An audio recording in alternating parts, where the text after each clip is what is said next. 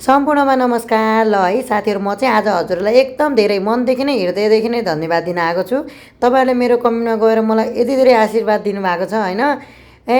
होटेलको बारेमा चरित्र हत्या गरी अरे भनेर के भनेर मैले तपाईँहरूलाई कसैलाई देखाएको छु त्यहाँ भिडियोमा? तपाईँहरू कसैको नाम भनेको छु? चरित्र हत्या भनेको के हो भनेर तपाईँले बुझ्नु भएको छ कि बुझ्नु भएको छैन? होटेलको अरे होटेलमा आउने कस्टमरको चरित्र हत्या गरी अरे, त्यही हो भन्ने तरिका। ल, तपाईँहरू जति गाली गर्न मन लाग्छ गर्नुहोस्। तपाईँहरू गाली चाहिँ मेरो लागि एकदम आशीर्वाद हो। अझै गर्नुहोस्। ल, यो मैले 300 को रुमको भिडियो ल्याएर आइसकेको छु। ल, कसैले यतिको रुमलाई 300 मा दिन सक्छ? ल हेर्नु, तन्ना कति सफा छ, भर्खर चेन्ज गरेको मैले धोएर टक्क। अनि तन्ना चेन्ज गरेन अरे यार। म होटेल गरेको यत्रो 6-7 वर्ष भइसक्यो भनेपछि मलाई थाहा हुन्छ कि हुन्न कपडा चेन्ज गर्नुपर्छ पर्दैन, रुम सफा गर्नुपर्छ कि पर्दैन भनेर।